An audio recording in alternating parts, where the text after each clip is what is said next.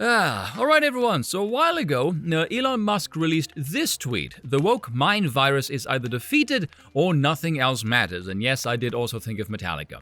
This has seemingly caused a fair few leftoids, among others, to spaz out and lose what's left of their already dwindling minds. So I thought, you know what, let's troll some of them.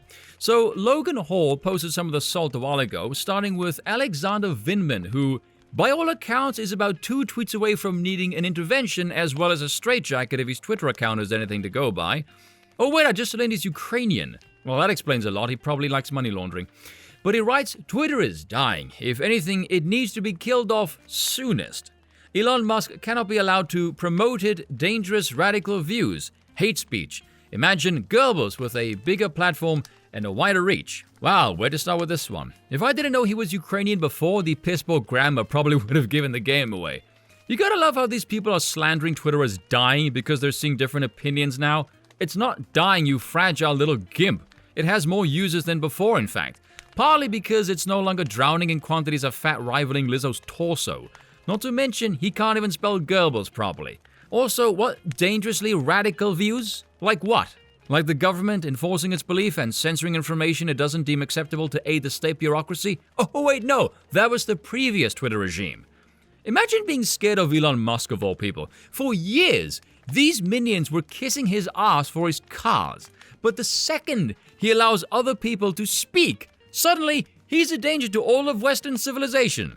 If that doesn't make you think, you probably vote Democrat. Because you don't think. Here's a pic of his Twitter a while ago, actually.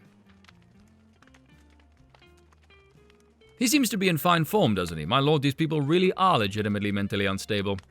What else we got? Carl Griffin, I have no idea who that is. I should probably be grateful because that mustache is screaming shady. Oh wait, he works at MSNBC. Okay, so definitely shady.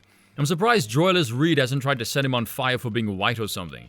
You know, I don't know how you can work at a network when one of the anchors, so-called, is this racist bitch every damn day, and she's lied about her history of bigotry, claiming she was hacked.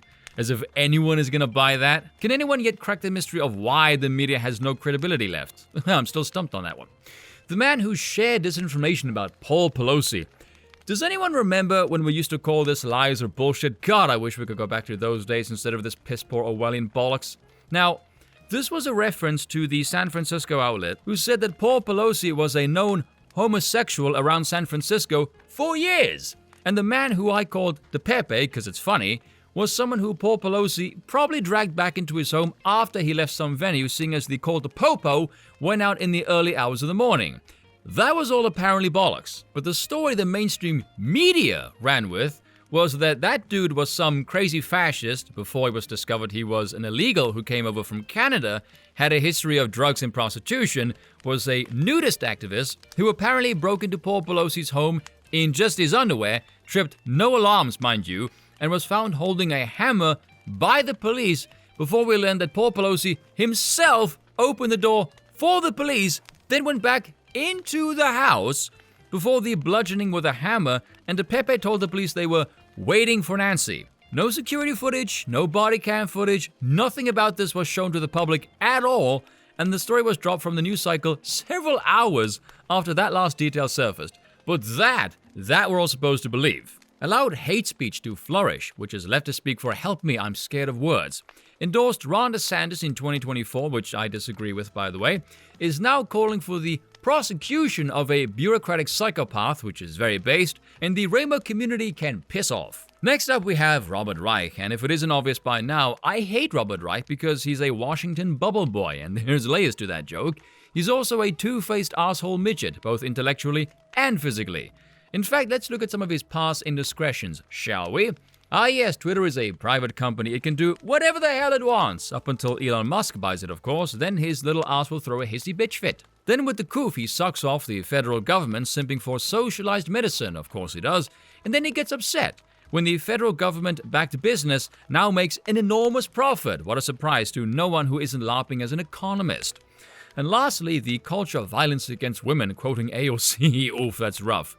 And then advocates that the Democrats smack the Republicans, a tweet he now walked back because it was misconstrued as opposed to him being an idiot. Elon Musk and his enablers. It's funny, I didn't think one needed enabling when you become the owner of the company. Turned this website into a torrent of ad hominem attacks. I freaking wish he did. lies floated as jokes, and blatant misinformation. And of course he would say that, like most things, jokes fly over his head. And yet he gives no examples of said misinformation because facts are right-wing and therefore dangerous and scary. This isn't free speech, it's dangerous. No, it's just dangerous to you and your ilk, and I don't mean those who live with you in the cupboard under the sink. You know, legend has it the desk he still uses is the very same one he had when he was in preschool. Too many? Am I being mean? Sorry, I'm coming up short. And lastly, we have David, I survived a school shooting, now I'll forever grift on guns, the alien hog.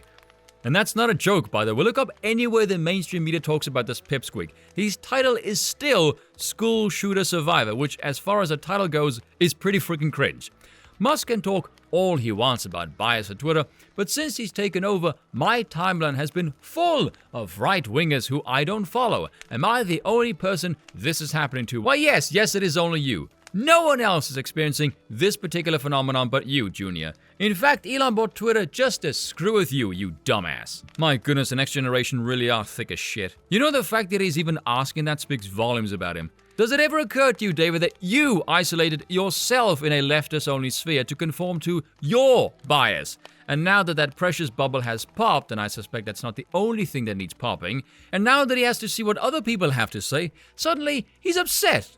Oh, boo freaking who? Cry more, you dork. You know he's not the only one who says this. Who's the annoying Hispanic one in The View? And I have to preface that with the ethnicity, because if I just said the annoying one in The View, that's hardly going to narrow down for us now, is it?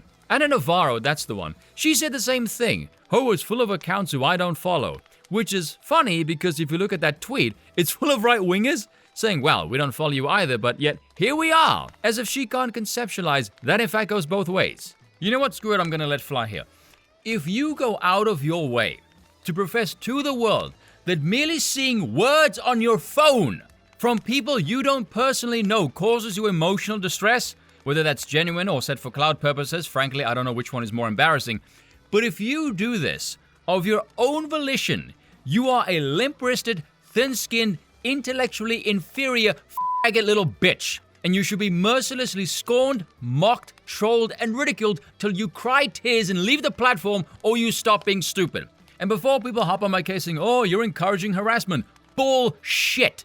What the hell do you think these people say this kind of crap for in the first place? It's so they can go on their shows and whine about it. Oh my god, people were mean to me on Twitter. Then stop saying stupid shit on Twitter then. Heaven's sake, these are the same people that moan, well, free speech has consequences. You know what's the consequence of you telling the internet what pisses you off? They're gonna do the thing that pisses you off because it's funny. You want to minimize that? Then stop being stupid and telling people what pisses you off. My lord, where have all the adults gone? Why are there so many people who can only garner attention through either colossal bouts of stupidity or being sensitive? What the fuck is wrong with everyone? Heaven's sake, grow a pair and get a spine, you soy-blooded bunch of cucks.